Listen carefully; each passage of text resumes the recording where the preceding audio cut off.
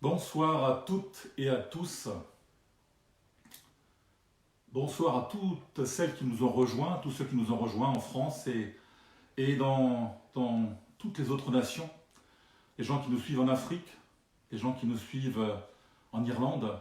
Merci pour votre présence ce soir, pour recevoir la parole de Dieu. Mon cœur est vraiment dans la joie de pouvoir répandre dans vos cœurs la parole que Dieu me demande de vous donner ce soir. Et plus encore, de vous partager un verset qui m'a toujours interpellé, à savoir dans Éphésiens, chapitre 3, versets 17 à 19. En sorte que Christ habite dans vos cœurs par la foi, avant qu'étant enraciné et fondé dans l'amour, vous puissiez comprendre avec tous les saints quelle est la largeur, la longueur, la profondeur et la hauteur. Et connaître l'amour de Christ qui surpasse toute connaissance, en sorte que vous soyez remplis jusqu'à toute la plénitude de Dieu. Avant d'essayer de vous partager mon apport sur les dimensions de l'amour de Dieu, tant le sujet est vaste, je voudrais remercier le Seigneur pour sa grâce, qui me permet d'être là ce soir avec vous. Je voudrais aussi remercier mon père spirituel, le pasteur Daniel Mandini, pour sa confiance. Mais avant de vous parler d'amour et d'essayer de comprendre les dimensions de l'amour, Dieu m'a demandé de commencer par faire un constat personnel de qui j'étais et plus encore de l'amour que j'ai pu donner jusqu'à aujourd'hui autour de moi.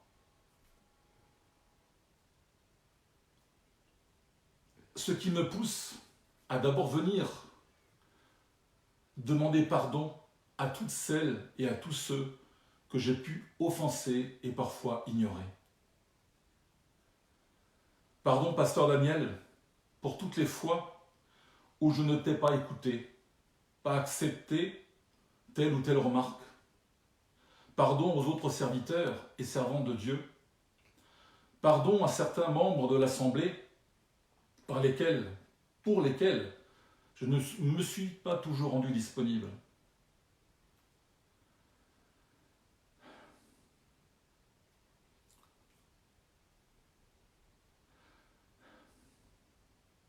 Même si je n'ai pas toujours été à la hauteur de vos attentes, je prends l'engagement ce soir de me rendre plus disponible, d'être plus à l'écoute et de vous aimer davantage, car je sais que cela réjouira le cœur de notre Seigneur. J'aimerais démarrer cette prédication par un simple constat. Savons-nous encore aimer?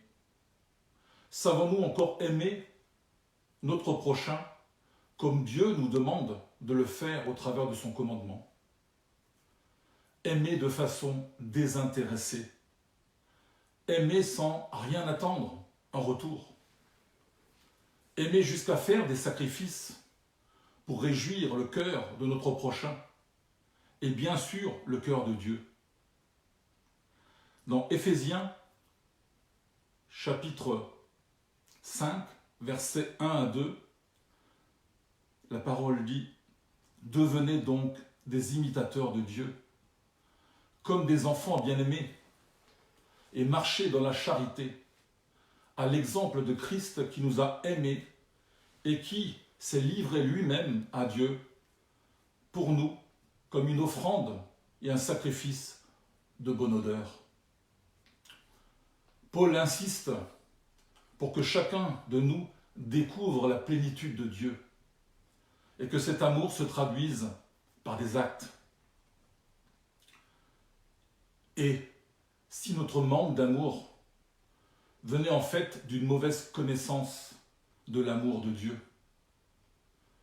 en essayant de comprendre ce que représentent les 4 dimensions de l'amour de Dieu, il devient rapidement évident que de devenir des imitateurs de Dieu va nous apprendre à mieux aimer, à aimer différemment, à aimer d'un amour qui réjouira le cœur de notre Seigneur.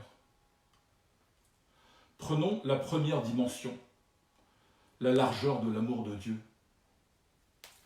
Dans Éphésiens, chapitre 3, verset 6, la parole dit « Ce mystère, c'est que les païens sont co-héritiers, forment un même corps et participent à la promesse en Jésus-Christ par l'Évangile. » Dieu ne veut pas sauver que le peuple élu. Nous devons, nous aussi, dans notre quotidien, vivre cette promesse et la mettre en application. Nous devons aimer tout le monde, quelle que soit son origine, sa couleur de peau, sa situation sociale, que la personne ait ou pas déjà fait une rencontre avec Dieu. Nous devons même aimer ceux qui nous agressent, ceux qui parfois vont même jusqu'à nous persécuter. Car c'est par notre amour et comment nous allons le propager autour de nous que nous allons rentrer pleinement dans cette première dimension et comprendre que le salut est pour tous. Par notre engagement à essayer d'aimer, même ceux qui ne nous ressemblent pas, nous allons interpeller et propager l'amour de Dieu autour de nous. Vous voulez parler de Dieu? Vous voulez évangéliser? Annoncer la parole? La meilleure façon d'y arriver est certainement déjà celle d'aimer son prochain. De tout mettre en œuvre afin qu'il n'y ait pas une semaine, voire même pas une journée qui passe sans que nous ayons pu manifester autour de nous de l'amour pour notre prochain.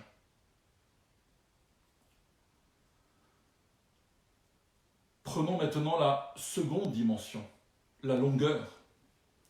Dans Éphésiens, chapitre 1, verset 4. En lui, Dieu nous a élus avant la fondation du monde, pour que nous soyons saints et irrépréhensibles devant lui. La longueur de l'amour de Dieu se manifeste dans le temps. Dieu nous aime d'un amour éternel. Dieu nous aime depuis toujours, par un amour inconditionnel, non lié à un bon comportement. Dieu nous aime constamment. Son amour aujourd'hui est le même que celui qui nous a donné hier et qui nous donnera demain. Il n'est pas changeant. Cela doit nous aider, nous encourager et surtout nous faire prendre, nous faire comprendre qu'aimer, c'est aussi être persévérant, respectueux de l'engagement que nous avons pris d'aimer sans nous relâcher. Cette dimension, pour la plupart d'entre nous, est peut-être la dimension la plus facile à comprendre, mais probablement aussi la plus difficile à appliquer. Il est aujourd'hui rentré dans les mœurs, dans le monde où domine l'égoïsme, l'orgueil, qu'il est plus facile d'aimer ponctuellement sans trop s'engager. Nous avons tendance à oublier qu'aimer, c'est savoir s'inscrire dans la durée. Dans un couple ou dans une relation d'amitié, les plus belles histoires sont celles qui durent. J'aimerais vous partager un premier témoignage. J'ai un ami d'enfance qui est aujourd'hui en Alsace, qui est vraiment un ami avec une relation profonde que nous avons gardée depuis 40 ans. Mais les circonstances de la vie ont fait que j'ai quitté l'Alsace et Et on s'est un peu éloigné, on s'est moins appelé. Jusqu'au jour où le Saint-Esprit m'a vraiment poussé à rappeler cet ami. Écoutez bien, 40 ans d'amitié. Et quand j'ai appelé, vraiment sur la demande expresse du Saint-Esprit, quand j'ai appelé cet ami, Roland de son prénom, il m'a partagé qu'il venait de se faire opérer du cœur quelques jours juste avant que je l'appelle. Même dans le monde, les gens, même dans le monde, les gens commencent à être conditionnés et préparés pour ne plus vivre un amour, une amitié dans la durée. Une étude a été faite début des années 2000 et qu'il y a en substance tous ceux qui sont nés après 2000 vont avoir une forte probabilité de se marier 2 voire 3 fois. On inculque ça déjà aux gens, à la jeunesse d'aujourd'hui. Bientôt, il faudra garder en mémoire que des personnes ont pu être mariées plus de 50 ans. Accepter de comprendre comment Dieu nous aime va nous aider à aimer notre prochain, malgré ses défauts, ses erreurs, d'un amour qui ne change pas. Prenons maintenant la hauteur de l'amour de Dieu. Dans Éphésiens, chapitre 2, verset 8, « Car c'est par la grâce que vous êtes sauvés, par le moyen de la foi, et cela ne vient pas de vous, c'est le don de Dieu. » Nous devons comprendre, dans cette 3e dimension, que nous sommes sauvés uniquement par sa grâce. Dieu a fait une alliance d'amour sans mettre aucune condition en retour. Notre amour n'est-il pas souvent conditionné par l'attitude des autres? Ne va-t-on pas souvent plus aimer celui qui nous aime? Notre amour ne dépend-il pas souvent de l'autre, de ce qu'il est, de ce qu'il a fait ou pas fait? On aime trop souvent par intérêt, dans la facilité, dans un esprit de justice. Jésus disait, « Si vous ne saluez que vos frères, que faites-vous d'extraordinaire? Les païens font de même. » L'amour est libre et gratuit. C'est une dimension qui est compliquée à mettre en œuvre, car elle va à l'encontre de ce qui est enseigné par la société de nos jours, qui nous apprend à être de plus en plus égoïstes, moi d'abord et les autres après. Je veux bien te donner, mais toi, qu'est-ce que tu as à me donner? Parfois, les circonstances de la vie font qu'on n'a pas le temps de calculer et qu'une amitié peut naître d'un sacrifice. Je voudrais vous donner le témoignage d'un membre de ma famille qui, il y a déjà très longtemps, en période de guerre, a été sauvé par un autre soldat. Et une amitié est née suite à ce sacrifice, une amitié qui a duré jusqu'au dernier souffle de la personne. Je crois que parfois, nous devons aller jusqu'à se sacrifier pour les autres.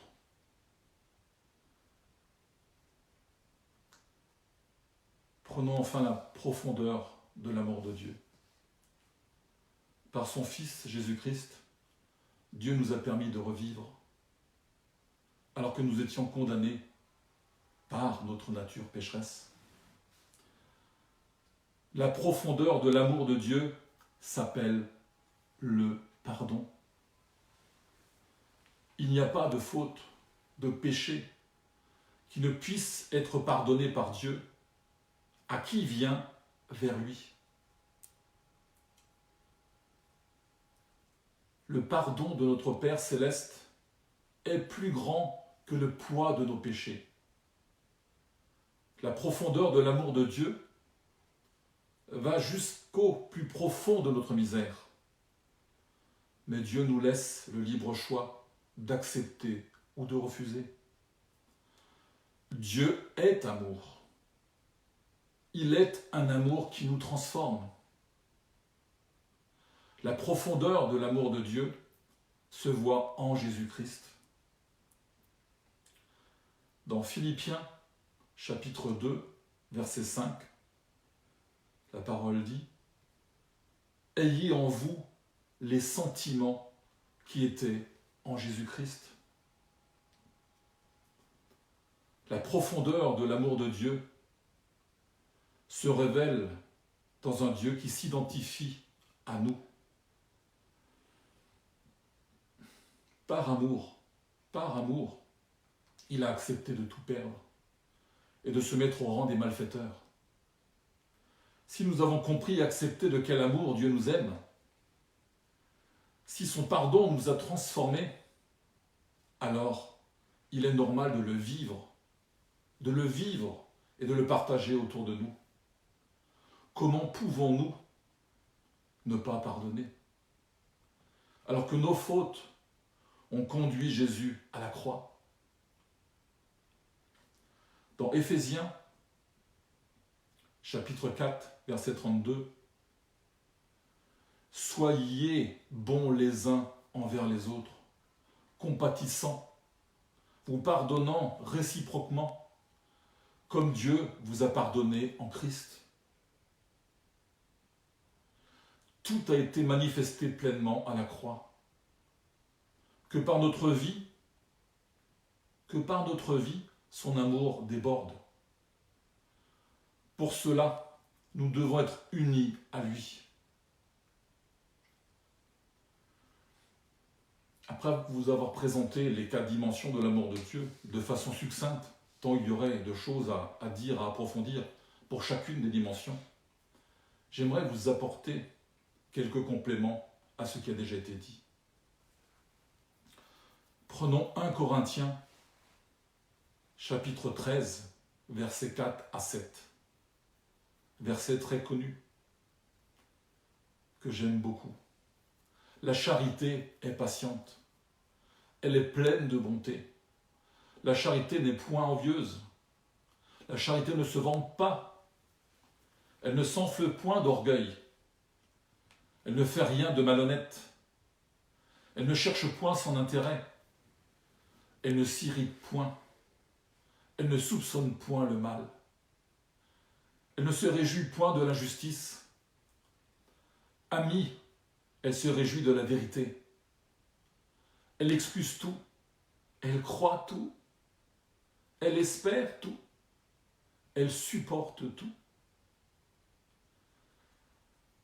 L'ego de l'homme le pousse toujours à rechercher ce qui lui plaît, de satisfaire ses propres besoins, ses propres désirs, à tel point que souvent, quand on aime quelqu'un, c'est parce que cette personne correspond à nos critères.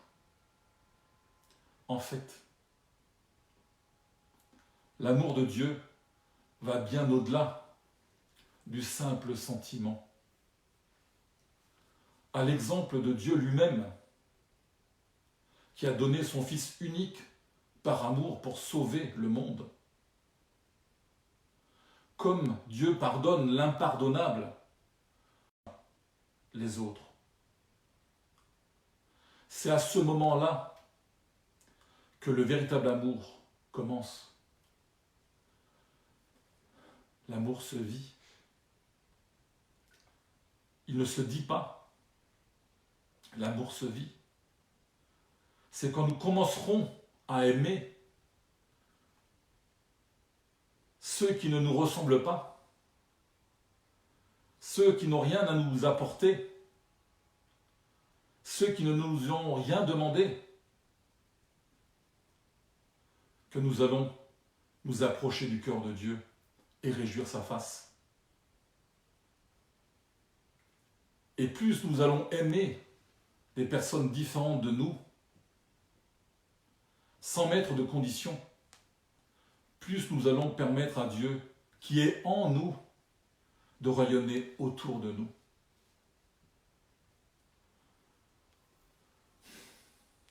Celui qui n'aime pas ne connaît pas Dieu, car Dieu est amour. Dans 1 Jean chapitre 4, verset 8, celui qui n'aime pas n'a pas connu Dieu, car Dieu est amour. Je voudrais ce soir, frères et sœurs, vous pousser à aimer davantage, sans condition, en acceptant l'autre comme il est, avec ses différences, avec ses défauts. Aimer quelqu'un qui lui aussi m'aime en retour, c'est facile, mais ce n'est pas une preuve d'amour. Dieu nous a aimés avant que nous l'aimions. Et nous n'avons rien fait pour mériter cet amour. La vérité, c'est qu'au lieu d'attendre des autres qu'ils changent, nous devons trouver le péché qui est en nous et nous en purifier. Si nous nous purifions de ces choses, nous serons capables alors de supporter, de croire, d'espérer, d'endurer tout ce que les autres nous font subir. Nous les aimerons comme ils sont et nous pourrons prier pour eux dans un amour divin, sincère et avec sollicitude. Aimer ne signifie pas qu'on est d'accord avec le péché de l'autre et qu'ils font tout bien. Non. Cela signifie que nous sommes patients avec eux, que nous pouvons prier pour eux. Nous avons la foi pour eux et nous souhaitons le meilleur pour eux. Tout ce que je rencontre devrait se sentir attiré par Christ au travers de ma personne. Bonté, douceur de cœur, patience, compréhension, gentillesse. Comment une personne pourrait-elle se sentir attirée si c'est qu'elle a ressenti pardon. Comment une personne pourrait-elle se sentir attirée si ce qu'elle a ressenti en ma compagnie n'est que haine, arrogance, égoïsme, impatience, ignorance? Si je manque d'amour divin, je dois demander à Dieu pour qu'il me montre comment en obtenir plus. Je dois être prêt à renoncer à ma propre volonté et penser aux autres plutôt qu'à moi-même. J'aime à citer également ce verset dans 1 Corinthiens, chapitre 13, verset 13. Maintenant, donc, ces trois choses demeurent: la foi, l'espérance, la charité. Mais la plus grande de ces choses, c'est la charité. L'amour est présenté dans l'épître aux Galates comme étant le premier fruit de l'esprit. Sans l'amour, aucun autre fruit n'est possible. Le véritable amour n'est révélé qu'en la personne de Dieu. L'amour est un côté essentiel du caractère de Dieu. Mesurons la portée. L'amour est un côté essentiel du caractère de Dieu. De la même façon que Dieu est aimant, tout ce qu'il fait est juste et droit. Il est impressionnant de voir qu'à ceux qui reçoivent son Fils Jésus comme leur Seigneur et leur Sauveur, Dieu a donné la capacité d'aimer comme lui par l'action du Saint-Esprit. En Jésus-Christ, c'est l'amour du Père qui s'incarne, qui devient une réalité visible.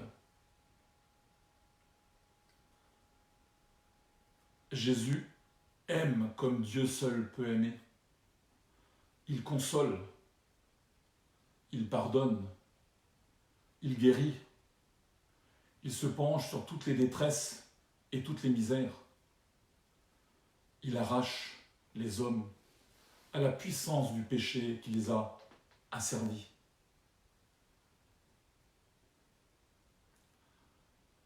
Notre amour pour le Père est lui-même un don de l'amour du Père.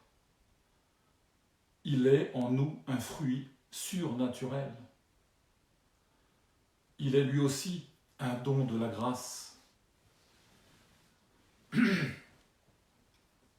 L'amour du Père est si étroitement lié à l'amour pour les frères que l'absence du second est la preuve de la fausseté du premier. Nous ne nous lasserons jamais de l'amour que nous pouvons apporter et donner. Que cela soit un encouragement pour nous tous à aimer davantage encore, à aimer ce que nous ne connaissons pas, ce que nous avons parfois évité parce qu'il ne nous ressemble pas. Car plus nous aimerons les uns et les autres, et de façon désintéressée, plus nous réjouirons le cœur de Dieu. Et plus il nous permettra de vivre et de goûter à des choses exceptionnelles, de rentrer dans de nouveaux plans préparés par avance pour nous.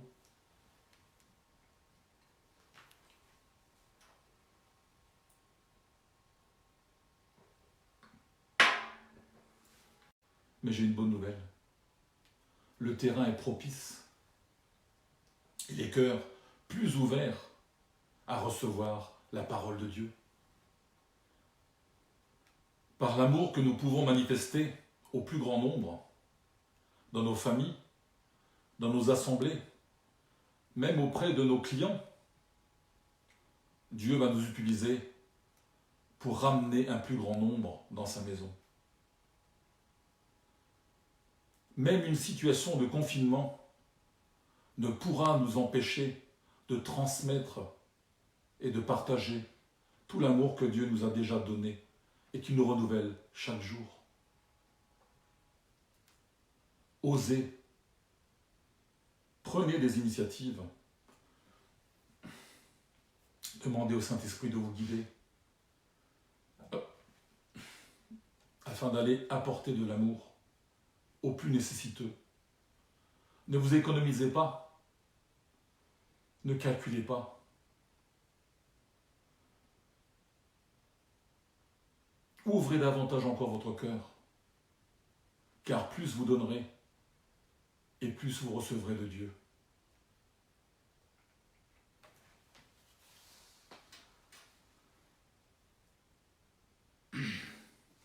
J'aimerais maintenant prier.